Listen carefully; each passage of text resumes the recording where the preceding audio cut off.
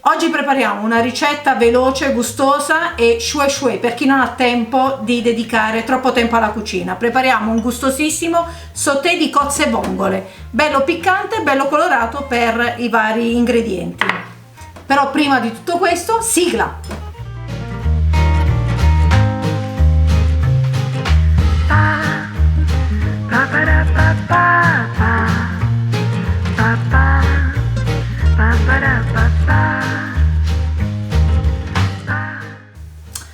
Per la scarpetta di oggi occorrono cozze e vongole già pulite e lavate,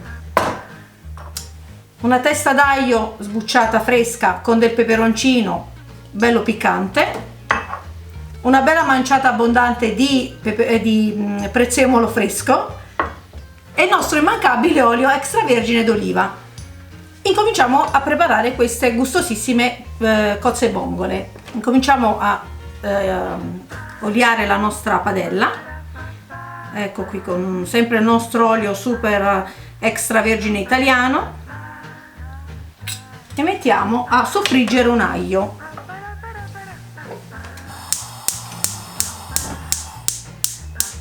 Nel momento in cui, come al solito, l'aglio sarà dorato, lo togliamo per evitare di trovarcelo tra una cozza e una vongola. Mettiamo subito del peperoncino. Questo è un piatto che va gustato se è particolarmente piccante. A chi non piace è buonissimo anche senza la piccantezza del peperoncino. Abbondiamo ancora con un po' d'olio in modo tale che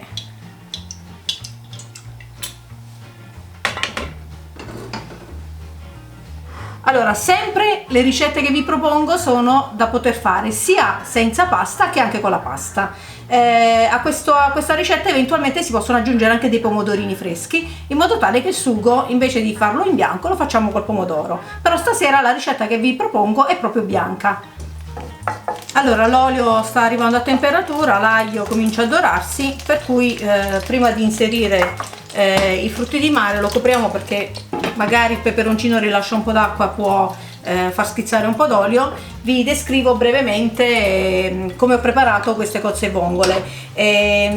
Allora, le cozze fondamentalmente vanno private della loro barbetta e grattate, se ci sono magari dei pezzi di molluschi attaccati, con un coltello basta fare così e lavarle bene in acqua corrente. Le vongole invece, anche queste qui, vanno tenute possibilmente in acqua e sale, in modo che spurgano eventuali residui di sabbia. Per essere sicuri che la vongola sia pulita e che non rilasci sabbia nel nostro condimento, il trucco è batterle una ad una su un ripiano anche di legno, in modo tale che se ci fosse della sabbia ve ne accorgereste subito, perché rilascia appunto questa sabbietta. Per cui adesso il nostro olio e l'aglio stanno friggendo. Come vi ho detto, togliamo l'aglio e con molta cautela aggiungiamo nella padella i frutti di mare. Ecco, sentirete proprio questo trionfo di rumori.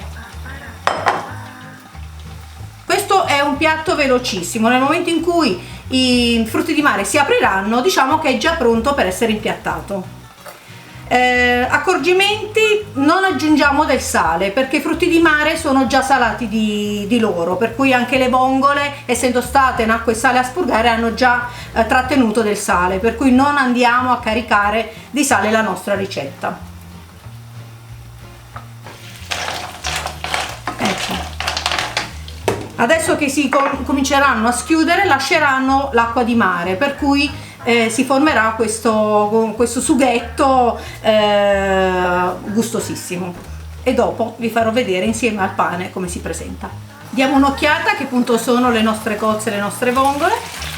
Ecco, guardate che si stanno già aprendo. Allora, per il peperoncino io l'ho lasciato intero, come potete ben vedere, e ciò vuol dire che se preferite che i frutti di mare siano più piccanti, lo tagliate in due, in modo tale che anche i semini danno ancora più piccantezza al nostro piatto. Visto che noi stasera lo mangiamo in famiglia, mi sono un po' trattenuta perché a mia figlia è troppo piccante e non piace. Guardiamo ancora una volta a che punto sono i nostri frutti di mare. Come potete vedere, si sono quasi aperti tutti. Allora, a questo punto aggiungiamo alla nostra ricetta un altro po' di colore, mettiamo una bella spolverata di prezzemolo fresco, ecco qui. Se volete si può aggiungere anche dell'aglio ancora tritato, giusto per aumentare anche il sapore dell'aglio, a chi piace. Un suggerimento anche inoltre: se vogliamo condirli con la pasta, a questo punto della cottura si aggiunge mezzo bicchiere di vino bianco, e se il sugo vi dovesse sembrare troppo ristretto, prima di unirlo alla pasta si aggiunge un pochino di acqua di cottura della pasta, si fa un po' amalgamare il tutto e poi si versa sugli spaghetti pronti. Però a noi serve questo condimento per la nostra scarpetta.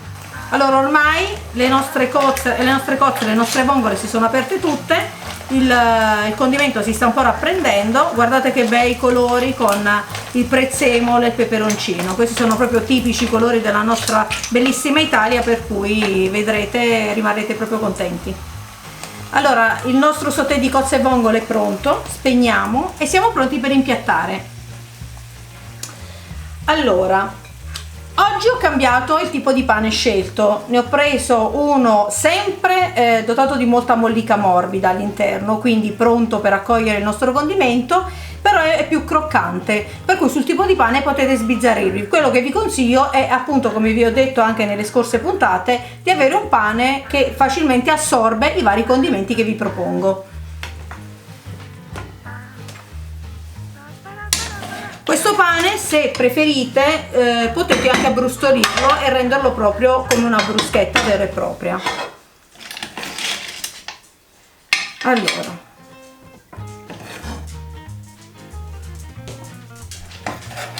possiamo mettere